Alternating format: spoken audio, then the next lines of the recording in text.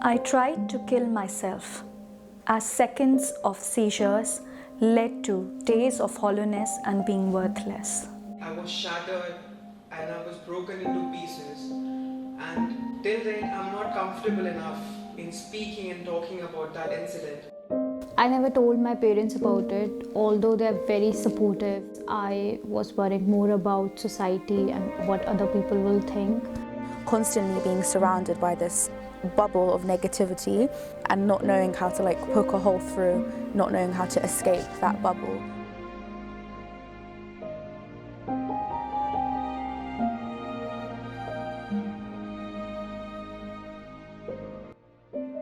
Have you ever felt shiver running down your spine, making you weak enough to stop you from what you were doing? Have you ever felt unwanted amid the people whom you love? Have you ever stared at the crowd and felt numb, scared, or panicked? Did you lose your sleep, appetite, and felt dissociated? Did you ever froze or went blank even at the times when you were supposed to stay happy? If yes, then my friend, you've fallen into a world where all your emotions get overpowered with negativity, sorrow, and solitude, which in the other words we address as the demonic world of depression and anxiety. Depression and anxiety are unique in their own kind, but most likely are considered to occur together and are even subjected to similar treatment. A sudden kick in a gut, a feeling of desolation, sadness, or despair that often makes you anxious can be visible symptoms of depression and anxiety, and these can further be signs of underlying mental health disorder.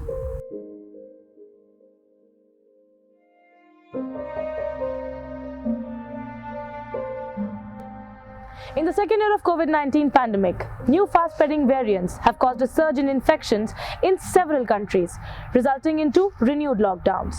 The devastation caused by the pandemic has resulted into millions of deaths, economic strife, unprecedented curb on social interaction, and various other restrictions, marking a deep impact over people's mental health. Researchers fear that the decline in mental health could linger even after the pandemic subsides. Also, it has been observed that not only pandemic triggered the feeling of melancholy, but at the worldwide level, a huge percentage of population also fell victim of this ailment. And this is the reason why the state of mental health is once again in the news. As depression comes in automatically, and that too in a protracted form. Now, we shall speak with the warriors over their experience, encounters, and the battle with this ailment. Along with that, we shall also hear the key and core aspects as well as the viewpoints of the experts regarding the similar. I felt the left part of my body, my face, was suddenly becoming numb. The eyes and the lips started drooping. There was a strong shooting pain which I felt in my arm. I thought, I'm getting a heart attack. Lesser than I know, it was my first acquaintance with mental anxiety and panic attack. Depression can be very difficult to tackle, especially when you're dealing with it alone, and it gets even worse when you get panic attacks and anxiety. Every morning you wake up feeling hopeless and worthless. No matter how many hours of sleep you take, no matter how many hours of sleep you're giving to your body, still you'll feel nauseous and tired when you wake up. To me, depression is a constant battle with your mind.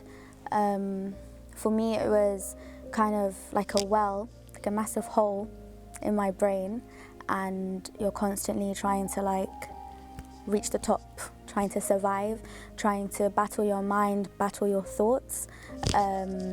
So it's when negative thoughts or negative ideas kind of impact you as a person and take control of your life and take control of your body, your mind, everything. Trying to maintain some sort of stability with everything in your life, but constantly failing and constantly feeling like you're drowning and trying to reach the top of this well that's constantly pushing you down. That's what I feel like depression was for me. Depression is not a weakness that people consider it to be. It's a mental health issue, a rising mental health issue among youth, which needs to be addressed. From a personal experience, I can say depression kills you from within every day, every second when you experience it. It not only shatters your dreams, it kills your cognition, your judgment, your sense, your self-esteem, your confidence and self-worth. So clinical depression and anxiety are what we would categorize as common mental illnesses.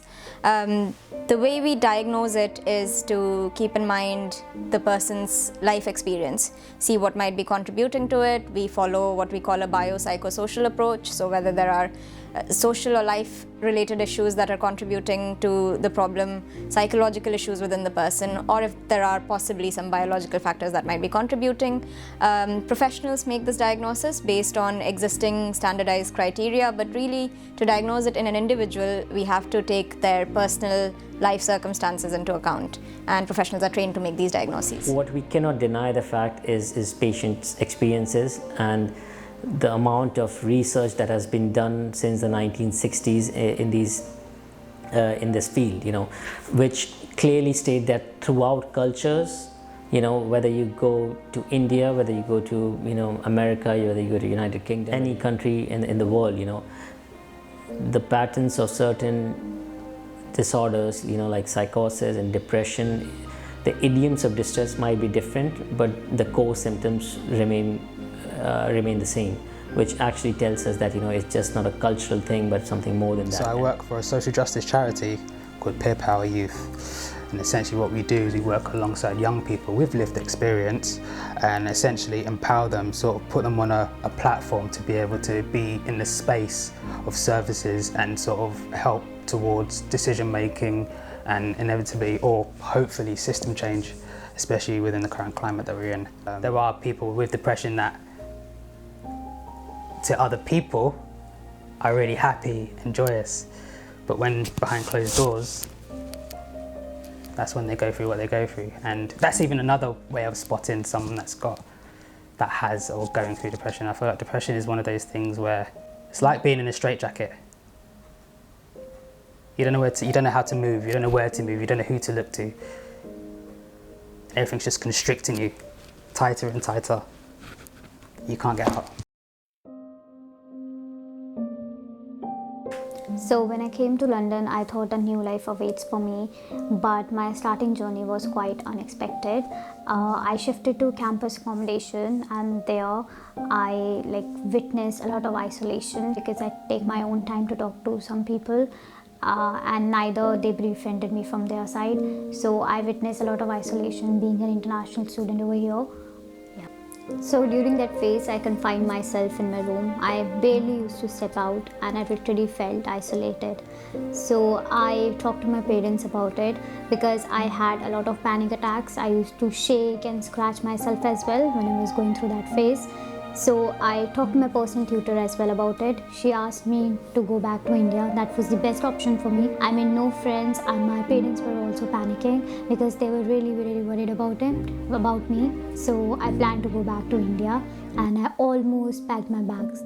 I did notice that in London there were more university students who were international students were coming in moments of crisis, and maybe that was highlighted for me because of my own experience, but I did notice that these people who would have normally also struggled with acculturation, with adjusting to a new environment, in the absence of the usual supports that would have been there, in the absence of that in the pandemic, they did struggle a lot more, and I did notice that they presented in quite severe crises through the pandemic. My life was extremely sorted and happy, like every teenager dreams of.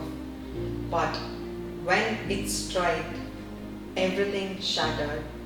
I could see myself failing my own expectations and that of my parents, failing in my sports, failing in terms of my physical appearance. I was gaining tremendous amount of weight.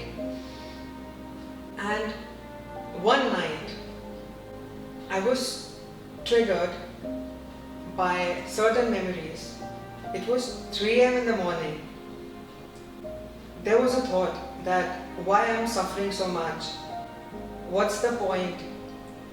For me, the definition of happiness and everything changed, and I was thinking, what's the point in suffering? Let's give an end to it.